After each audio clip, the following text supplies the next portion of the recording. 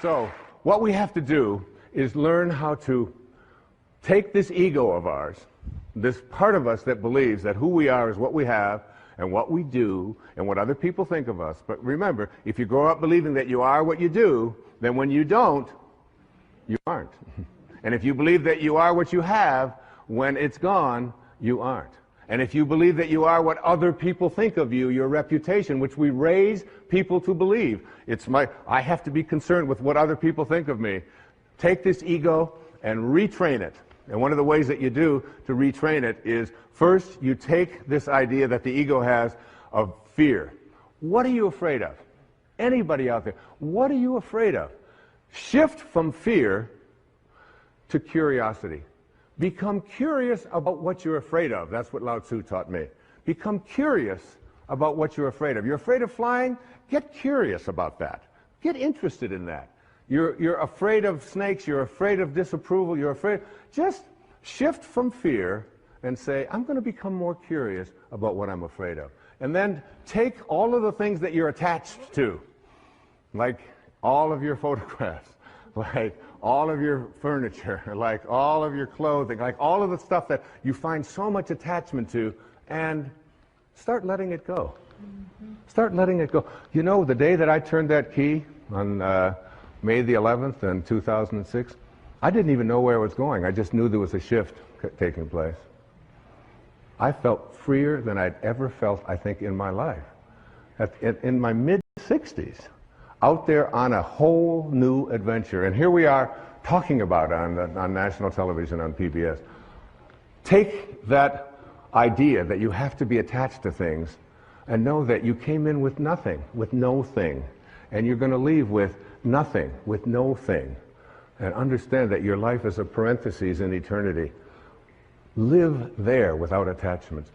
And then take your need to be in control of yourself, of others, of the situation, and shift from control to trust.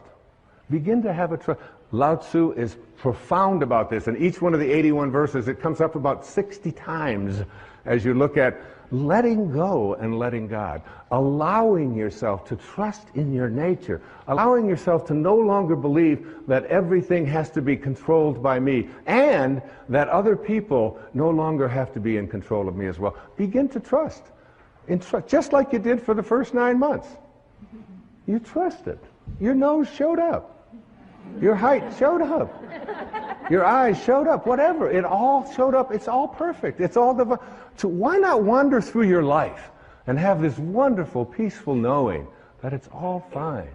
And finally, shift from your sense of entitlement. Nobody can treat me that way. I'm entitled to have this. Well, I paid for that. I let go. I mean, that in 1 year, I let go of all of my entitlements. I don't feel I'm entitled to anything. I'm just here. Shift from entitlements to radical humility. Lao Tzu speaks about it so often. Stay humble. Stay low. The greatest leaders are the ones who do the least. The ones who stay back and just model and allow. And at the end of the day, in one of the verses of the Tao, it says, the people will say, we did it ourselves. We did it ourselves. In verse 49 of the Tao Te Ching, here's an exact quote. The sage is kind to the kind and kind to the unkind because the nature of his being is kindness. And also, be wise and help all beings impartially, abandoning none. You know what I do? Just before I did this program, I have to admit I was nervous. I was humbled by it. Like, who are you, Wayne Dyer? Who are you to read the Tao and believe that you can interpret it on television and interpret it in a book and spend a year and say, like, I got real humble with that. And you know what I say? Tao, which is just another word for God, or Source, or Krishna, or Allah, or whatever you want to call it, guide me. Guide me now. I have that awareness before I come out. If you knew, it says in the Course in Miracles, if you knew who walked beside you at all times. On this path that you have chosen, you could never experience fear or doubt again. I remember Mother Teresa saying to a dear friend of mine who was asking what could he do? What could he do to do something for her? He was, his name was Pat McMahon. He was on KTR radio in Phoenix. And finally Mother Teresa said to him, "You can do something for me." She said, "Tomorrow morning, get up at 4 a.m. and go out onto the streets of Phoenix and find someone who's living there who believes that he's alone and convince him that he's not." That's what you can do. That's how saints talk. That's how Lao Tzu spoke. Okay, let's go on to the next thought. To change. So you're changing from not trusting in your nature to trusting in your nature. You change your thought from "I need more" to what I call living contentment. What is this thing about more? It's the mantra of the ego, isn't it? I have to have more. I have to collect more stuff. I have to have more friends. I have to have more money. It's more, more, more, more, more. When where you came from nowhere. You don't need anything. It's a continuous bombardment that we are all exposed to in this whole world of believing that we have to have more. It's one of the reasons why I love public television so much. You don't see ads on PBS. You don't have to be constantly exposed to the idea that you have to have more and you have to get more, and if you don't have this, then you're not complete, and so on. So we get bombarded with this idea of attracting more. And Lao Tzu says, live contentment. Live in a state of being contented. Here's verse 81, the last verse of the Tao Te Ching. My favorite translation of it, and I put it right into the book. Sages do not accumulate anything, but give everything to others. Having more, the more they give. It's a great lesson. My son Sands, who's, we're very, very close. We just spent a couple of months together over in Maui, just being together, just being. It was a divine time. And he came home with, it was last summer, he came home with 4 T-shirts that he loved. And I said, well, honey, which one do you like the best? He said, well, that one over there, that blue one, it's got the writing and it's got the drawing and it's got a surfer and it's got, I said, that's great. I said, I'd like to have that one. He said, no, Dad, that's my favorite. That's the one I like the best. I said, I know. I said, that's the one. Would you mind if I had that one? He said, I would mind a lot if you had that one. He said, maybe you can have one. I'm not so crazy about this one over here. I said, so you're going to give me something you don't like? I said, that's the one. I love that because we have the same taste. Could I have that one? He said, Dad, you're crazy. He said, you can't have my favorite T-shirt. I said, well, I want you to think about that. I want you to think about detaching and letting go and not needing to have more. And he's heard me talk about this stuff his entire life. So finally, he just, I went in and I tried it on and I said, this thing looks so great. Looking in the mirror, thinking. He said, Dad, that really is mine. I said, yeah. I said, but you're going to give it to me. He said, no. I said, yeah, well, just think about it, because I'm your dad and I'd really like to have this. And so he reluctantly parted with it. And so that evening, I was still wearing the shirt. And he looked at me and he said, oh, that's my shirt. I said, Sands, I said, you gave me the shirt. I said, I'm going to wear this shirt until you are happy that I have your favorite shirt. I'm never going to take it off until you are happy. He said, well, you'll be wearing that shirt a long time. I said, well, that's okay. So I wore it the next day. I got up. I slept in it that night. I got up I did. I got up the next morning. I put it on, and that Sands would come in and he'd look at me. I said, oh, you're still not happy that you gave me something that you really love, because this is what it really means to be a sage. This is what it means to be a divine being. To be someone who's willing to depart with not the things they don't like, but what they do like. I wore it the next day. I wore it the next day. I wore it for 2 weeks. Take it off only to wash it, put it right back on. 2 solid weeks. Each one of my children will tell you. Finally, one day he said, Dad, I'm so happy. I am so thrilled that you have that T-shirt. I said, oh, that's great. I can finally take this thing off. I'm going to just give it away. But it's like, what a great lesson in that. The idea that you take, there's a rule. It's called the 80-20 rule. And in the 80-20 rule, it says everything that you have, all of your stuff, 20% of it is what you use. All of your clothes in your closet, 20%. You just keep using the same 20% over and over. 80% of the clothing that you have in your closet for so many people is something that you never use, you don't wear. You look at it, you store it, you think, well, there might come a day, oh, I can't part with that, even though you've been carting it around. Every time you move it and you put it. Take the 80% that you don't use, says Lao Tzu, and give it away. Give it away. Lao Tzu said that when your cup is full, stop pouring. When your cup is full, stop pouring. We have an obesity crisis in the United States, in the Western world. The obesity crisis can be handled if you just read the Tao. If you realize, in verse 33, it says, if you realize you have enough, you are truly rich. If you could just learn something called portion control, where you just take a bite and you say, is my cup full? Stop pouring. Stop pouring.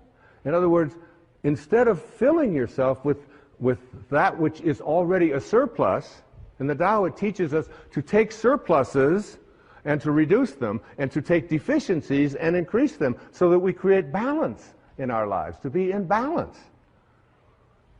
You can take the jewelry that you don't use. You can take the clothing, and then once you've given away the 80% that you don't use, take one of the things that you really like and practice giving that away. It's such a wonderful way. Listen to this poem. It was written by a great Persian poet named Hafiz. It says, even after all this time, the sun never says to the earth, you owe me. Just look what happens with a love like that. It lights up the whole sky. It lights up the whole sky.